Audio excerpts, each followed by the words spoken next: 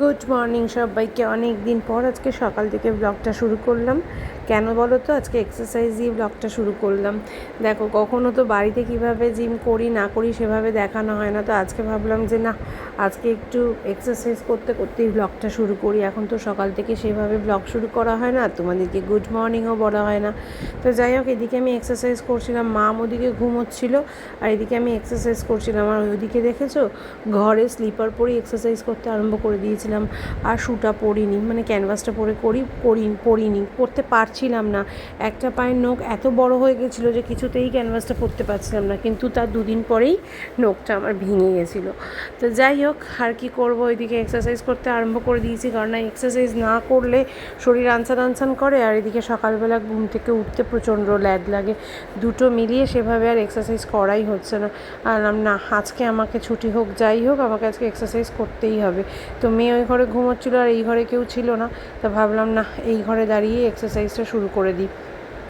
আর এই গেঞ্জিটা আর এই প্যান্টটা, এই দুটো জিনিস আমার আজ থেকে না, যবে থেকে জিমে গেছি তবে থেকে এই দুটো জিনিস চলছে। আর যতক্ষণ এই ঘরে পরা স্লিপারটা পরে এক্সারসাইজ করা যায় ততক্ষণই করে গেছি।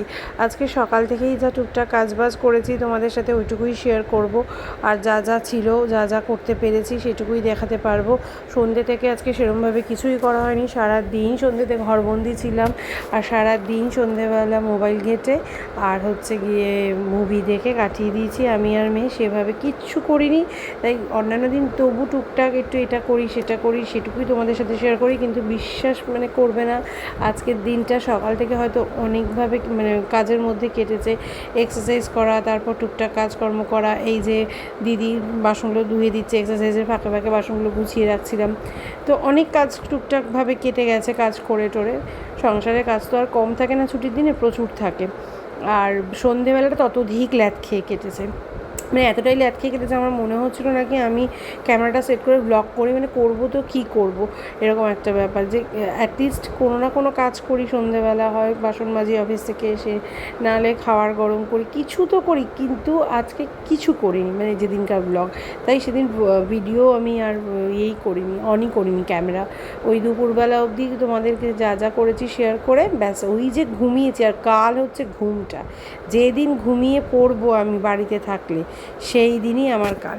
তো যাই হোক, এই কাজের ফাঁকে এক্সারসাইজ করে কাজ করে সমস্ত কিছু শেষ করে চলে এসেছি একেবারে আমি আমার বাড়ির যে পেটেন্ট ড্রেস নাইটি পরে, যেটুকু বাসনপত্র দিদি রেখে দিয়ে আর যে দিদির সঙ্গে সঙ্গে আমি মুছে রাখতে পারিনি আর কি, সেগুলো সমস্ত কিছু ভালো করে মুছে জায়গায় রেখে দিয়েছে। আর এখন একটা দিকে খুব সুবিধা হয়েছে কি, রান্না দিদি সকালবেলা এসে রান্নাবান্না করে দিয়ে বেরিয়ে চলে যায়।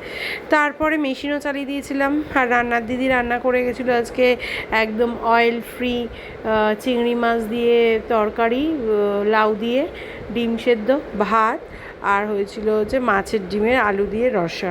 আর চাউমিনটা ছিল পরের দিনের টিফিনের। জামা কাপড়গুলো যেহেতু আমি ছিলাম বাড়িতে, তাই বাইরেই দিয়ে দিয়েছিলাম। আর স্নান করে এসে দেখি জামা কাপড়গুলো অলরেডি শুকিয়ে গেছে, এত রোদ উঠেছিল যে জামা কাপড়গুলো শুকিয়ে গেছে। ক্যামেরাটা সেট করে যখন আসি তখন না ঠিকঠাক ভিডিওটা দেখতে পাই আমি, কিন্তু এই চলে আসার পর যখন আমি দেখি যে ভিডিওটা বন্ধ করে যখন এডিটের সময় মাম বলে যে তুমি কীভাবে সেট করেছো মা, ক্যামেরাটা এরকম কালো আসছে। কিন্তু সত্যি বিশ্বাস করো, আমি বুঝি না যেটা কেন আসে। তো যাই হোক, কী আর করা যাবে, এইসব ভাজ টাজ করে। রায়ানের ছিল স্কুল, রায়ান তো গেছিলো স্কুলে, তো আমি যেহেতু বাড়িতে ছিলাম আমি এগুলো ভাজ করে রেখে দিচ্ছিলাম। যখন আমি থাকি না তখন ওরা তুলে রেখে দেয়। ম্যাক্সিমাম সময় এখন যেহেতু এই মেঘ, এই জল, এই বৃষ্টি, এই রোদ, ওই জন্য বাইরে আমি মেলি না। আমি বাড়িতে ছিলাম বলেই মেলেছিলাম, আর আমি থাকলে তখনই মেলি, না হলে অসম্ভব বাইরে মেলে দিয়ে যাওয়া। কখন যে বৃষ্টি চলে আসবে কেউ জানে না। তো যাই হোক, এই সমস্ত গুছিয়ে গাছিয়ে নিয়ে আমরা খেতে বসে গেছিলাম। ওইদিকে রায়ান আর মামকে আগে খেতে দিয়েছিলাম, তারপরে আমরা সমস্ত কিছু বেড়ে নিয়ে আমি তারপরে বসেছিলাম।